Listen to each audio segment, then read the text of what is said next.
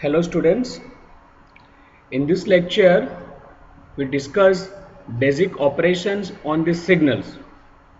In the previous lecture we have discussed the classifications signals where we discuss about the for the given signal whether it is a periodic, non-periodic, whether the given signal is random or deterministic, even or odd, continuous or discrete in time,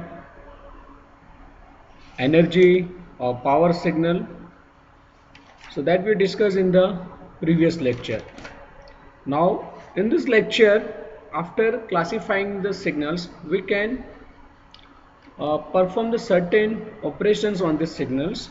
Basically these operations that is performed on dependent variables and some of the operation performed on the independent variables. So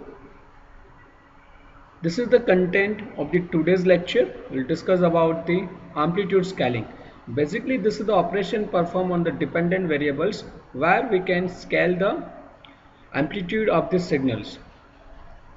We have discussed in this lecture the addition, so we can combine the two signals, more than two signals, right? We can do the multiplication of the two signals for the continuous and discrete. So here all the operations here we discuss for the continuous and discrete signals. Then some of the operations that is performed on the independent variables, so that is the time scaling, time reversal and time shifting. In the time scaling we see the for the expansion and the compression, how the signal will be expand and compressed. So time reversal, basically it is also known as the reflection of the signals. The time shifting, whether the given so how to find out the time shifting. So they are basically the time shifting is the delay and advance. So at the end of this lecture you are able to perform the operations on the dependent variables. So that is the operation, that is amplitude scaling, addition, multiplication, and the other operations that is performed on the independent variable, that is the time scaling, time reversal and time shifting.